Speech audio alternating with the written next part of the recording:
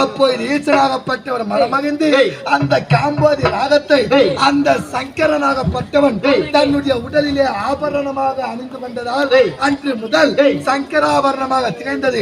அது மட்டும் அல்லாமல் மனம் மகிழ்ந்த ஈசனாகப்பட்டவர் உனக்கு யாது வேண்டும் என்று கேட்கின்ற சமயத்தில் என்னுடைய அன்னையானவர் உங்களை கோரி துதிக்க வேண்டாம், எனக்கு ஆத்மலிங்கம் வரமாக வேண்டும் அப்படி என்று கேட்கின்ற சமயத்தில் ஈசனாகப்பட்டவர் மனமகிழ்ந்து ஆத்மலிங்கத்தை அன்பு பரிசாக கொடுத்தார். அப்படி அந்த ஆத்மலிங்கத்தை என்னுடைய அன்னைக்காக பெற்று என்னுடைய லங்காபுரி வருகின்ற சமயத்தில் அந்த கானகத்தை வருகிறது எனக்கோ மிகவும் அப்போது பார்த்து ஆத்மலிங்கத்தை தரையிலே வைத்தால் அந்த லிங்கமாகப்பட்டது அப்படியே ஐக்கியமாகிவிடும். அதை எடுக்கவோ பெயர்க்கவோ யாராலும் முடியாது. அப்படி இருக்கின்ற சமயத்தில் நீர் அருந்த வேண்டும் அருகாமையில் தடாகம் தருகின்றது. ஆத்மலிங்கத்தை கரத்திலே வைத்துக் கொண்டு நீரை அருந்த செல்ல முடியாது என்ற காரணத்திற்காக அருகாமையில் சுற்றி பார்க்கின்ற சமயத்தில் ஒரு மாடு மேய்க்கும் சிறுவன் இருந்தார். அவரை அழைத்து அப்பா பழையா எனக்கோ தண்ணீர் தாகம் அதிகமாக இருக்கின்றது, அருகாமையில் தடாகம் தருகின்றது, நான் சென்று நீரை அருந்திவிட்டு வருகின்ற வரைக்கும் இந்த ஆத்மலிங்கத்தை கரத்திலே வைத்திருக்க வேண்டும் அப்படி என்று கரத்திலே கொடுத்து அதற்கு அந்த சிறுவன் என்ன உரைத்தான், ராவணா நீ சென்று நீரை அருந்தி விட்டு வருவதற்குள் நான் 3 முறை குரல் கொடுப்பேன். அந்த 3 குரலுக்குள் நீ வந்துவிட்டால் ஆத்மலிங்கத்தை நீ பெற்றுக் கொள்ளலாம், இல்லை என்றால் இந்த லிங்கத்தை தரையிலே வைத்துவிட்டு நான் மாடுகளை மேய்க்க சென்று விடுவேன் அப்படி என்று அவன் உரைத்த 3 குரலிலே தண்ணீரை பருகிட்டு வந்துவிடலாம் என்ற எண்ணத்தோடு ஆத்மலிங்கத்தை அவனுடைய கரத்தில் கொடுத்து விட்டு புறப்பட்டேன் அந்த இடத்தை விட்டு. ராவணா அந்த இடத்தை விட்டு புறப்படுவதற்குள்ளதாக ராவணா என்ற குரலோசை கேட்டது. இரண்டாவதாக சென்ற இடத்திலே நீரை பருகலாம் என்று கரத்தால் எடுத்து இரண்டாவது குரல் முடிந்தது. தண்ணீரை பருகலாம் என்று வாய்க்கு அருகாமல் கொண்டு செல்கின்ற சமயத்தில் அதே ராவணா பார்த்தாரா சிறுவன் ஆத்மலிங்கத்தை தரையில் வைத்துவிட்டு அவன் ஓட்டோட்டமாக ஓடிவிட்டான். ஓடி வந்து ஆத்மலிங்கத்தை எடுக்க வேண்டும் என்று அந்த லிங்கத்தை கட்டி அழைத்து பெயர்த்தெடுக்கின்ற சமயத்தில் லிங்கமாகப்பட்டது கரத்திலே வரவில்லை. அந்த லிங்கம் என்னவா தெரியுமா, 2 பக்கத்திலும் பசுவின் காதை போலவே நிகழ்ந்து விட்டது. பசுவின் காது என்றால் பசு காது வரும், கோவென்றால் பசு, கர்ணம் என்றால் லிங்கம், அது இருக்கின்றது.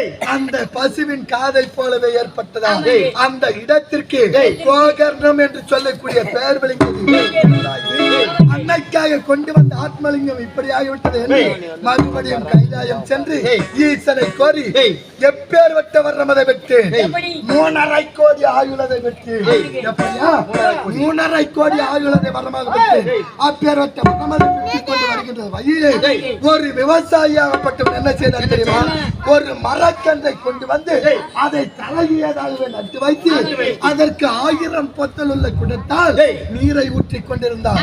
இது எங்கேயாகில சாத்தியமாகுமா? தலைக்கியதாக ஒரு மரக்கன்றை நட்டால் அது பிழைக்குமா? 1000 பொத்தல் உள்ள குடத்தால் தண்ணீரை கொண்டு சென்று ஊற்றினார். தண்ணி எடுத்த இடத்துல இருந்து ஊத்துற இடத்துக்கு போகுமா?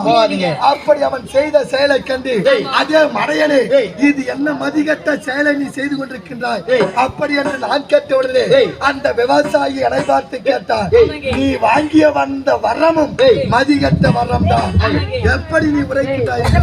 இப்போ இதை மறுபடியும் கைலாயம் சென்று 3.5 கோடி ஆயுள் போக மீண்டும் 1/2 கோடி ஆயுள் அதை பெற்று வந்தான். 4 கோடி ஆயுளோடு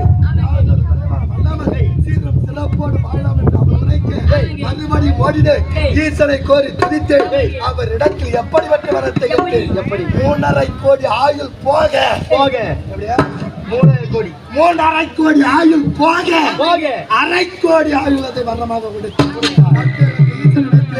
1/2 கோடி ஆயுளதை வரமாக பெற்று யாதொரு குறைபாடு அல்லாமல் சீரம் சிறப்போடு வாழ்ந்து வருகிறது. அப்படி இருந்தாலும் இந்த லங்காபுரியிலே ஈசனுக்கு நிகராக பிரகதீஸ்வர பட்டத்தினை பெற்றவன்.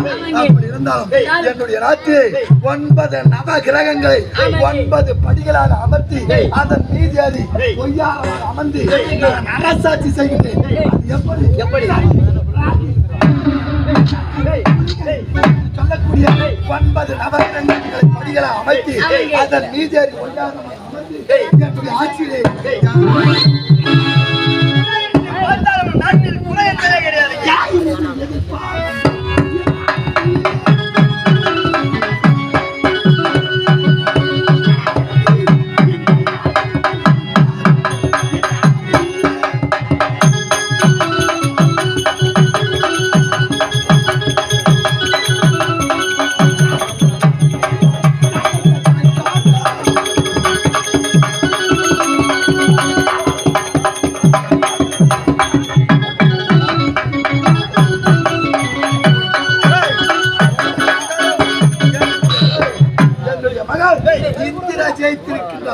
இந்திரனை வென்றதால் அவனுக்கு இந்திரஜித் என்று பெயர்.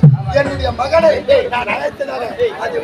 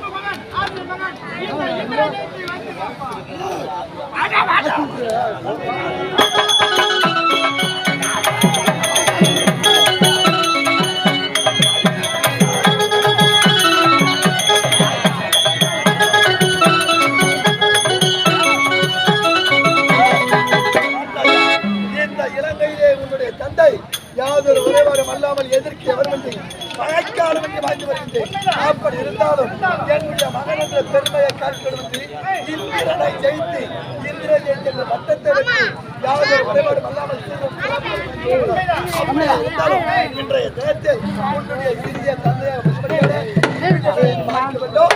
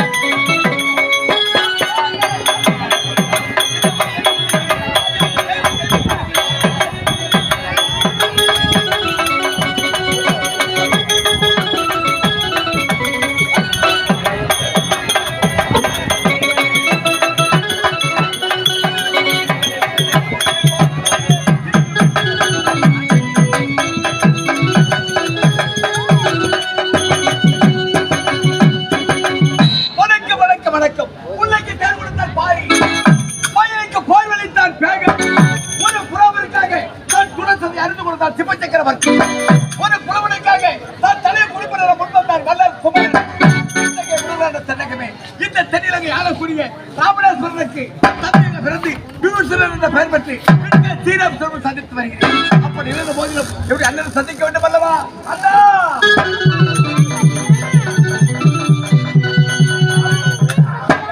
அண்ணா உங்கள் அனுமதி தாக்கி